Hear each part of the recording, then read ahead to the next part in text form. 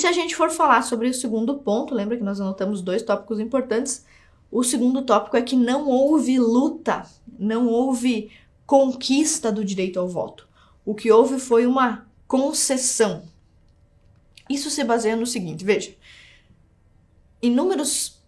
vários grupos de pessoas, vários nichos da população não tinham direito ao voto. Desde que a democracia surgiu lá com Platão, com Aristóteles, desde a Roma antiga, alguns grupos tinham direito ao voto, não eram todos os homens. Em alguns casos, você tinha que nascer naquela cidade ou ser filho de alguém que nasceu naquela cidade. Você tinha que ter uma renda específica, você tinha que ser de uma cor específica e assim sucessivamente. Então, os homens não nasceram com direito ao voto, eles tiveram que conquistar também o seu direito ao voto. Tiveram que lutar contra a monarquia absolutista, tiveram que fazer Revolução Americana, tiveram que fazer revoluções, na França também, embora tenha sido uma revolução horrível. Mas os homens tiveram que fazer revoluções e na maior parte dos casos, em quase todos os países, o Brasil é uma exceção, é bem peculiar a história do Brasil, mas em quase todos os países do mundo, os homens pegaram arma, faca, facão, garfo, fuzil, machado do voo, o que tinha, e foram para a luta para conseguir o direito ao voto. Ou seja, esse direito de votar para os homens valia a vida deles. Eles levavam tão a sério que estavam dispostos a morrer por isso. Porque estavam dispostos também a morrer por suas mulheres, por sua família e a morrer pela pátria. E em muitos casos, inclusive, por exemplo, na Primeira Guerra Mundial, muitos homens que foram para a guerra, eles foram para a guerra lutar para defender a Inglaterra, não tinham direito de votar na Inglaterra. Então você veja quantas injustiças se cometiam contra os homens. Homens que davam a sua vida pela pátria, morriam nos campos de batalha, que se sobrevivessem ou se resistissem à guerra, quando voltavam não tinham direito de votar. Então, os homens não tinham esse acesso universal ao voto. E para consegui-lo, eles tiveram que lutar. E também é racional, esperado e lógico, e muito óbvio, que na maior parte dos países, o direito ao voto estava associado ao dever de servir a pátria. Então, para você ser um cidadão pleno, você tem que ter os direitos e os deveres de um cidadão. Nesse caso do voto especificamente, o que é um voto? O que significa um voto?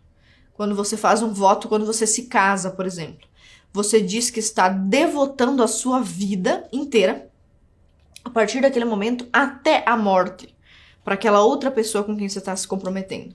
Quando você vota, você está se comprometendo com a pátria, e a pátria, em contrapartida, está se comprometendo com você. Então, você vota em um presidente, você está dizendo que iria morrer por ele, porque ele pode decretar estado de guerra contra um país vizinho.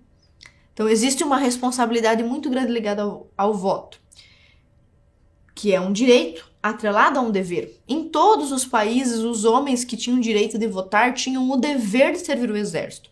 E em boa parte dos países, os homens que serviam o exército, que tinham esse dever, tampouco tinham esse direito. Então, olha só o que diz o portal da Suprema Corte dos Estados Unidos. Abre aspas. O serviço militar obrigatório é compatível com um governo livre e com as garantias constitucionais. Ou seja, um Estado livre, um país livre como os Estados Unidos, pode, normalmente, tranquilamente, é normal, exigir o serviço obrigatório. Continua. Na verdade, não se pode duvidar de que a própria concepção de um governo justo e seu dever para com o cidadão inclui o dever do cidadão de prestar serviço militar em caso de necessidade e o direito do governo de obrigá-lo. Ou seja, se você confia no seu país, na sua pátria, se você quer viver num país justo, então é esperado, é óbvio, é justo que o país exija de você que você sirva ao exército e, em contrapartida, você vai receber a segurança de que, se houver uma guerra, todas as pessoas do país vão lutar naquela guerra junto com você, certo? Então, existe uma contrapartida do voto. O voto não é um presente, o voto não é um fetiche. O Chesterton, em seu livro O que há de errado com o mundo, inclusive usa uma expressão. Tem uma citação dele que diz: eu não sou nem tão contra o voto assim, eu só estou questionando se as mulheres que estão lutando pelo voto sabem o que significa um voto. O que é um voto? Você que é menina, mulher, que é assinante aqui do Brasil Paralelo, que está assistindo essa aula, você já pensou, quantas vezes na sua vida você se esforçou, se esmerou, parou para pensar o que significa um voto. O que é um voto para você? Qual a importância do voto?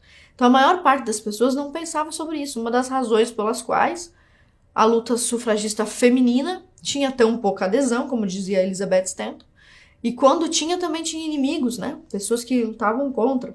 Ainda mais porque parece ainda mais injusto que você, num país como a Inglaterra, por exemplo, que tem pessoas sendo enviadas para a guerra, homens sendo enviados para a guerra, que não têm o direito de votar. Parecia muito, muito, muito injusto, então, que as mulheres que nem para a guerra iam pudessem acessar o direito ao voto. Era preciso, as pessoas sentiam isso, as pessoas entendiam isso, que o direito de votar estivesse atrelado a um dever, o dever de lutar. Então, os homens lutam antes de conquistar o direito ao voto, né? A maior parte dos homens que conseguiu o direito ao voto lutou antes. O que estava se exigindo das mulheres não era nem isso, era que elas pelo menos passassem a ter que lutar depois. Bom, se vocês vão ganhar agora o direito de voto, então depois, se houver uma guerra, vocês vão ter que servir.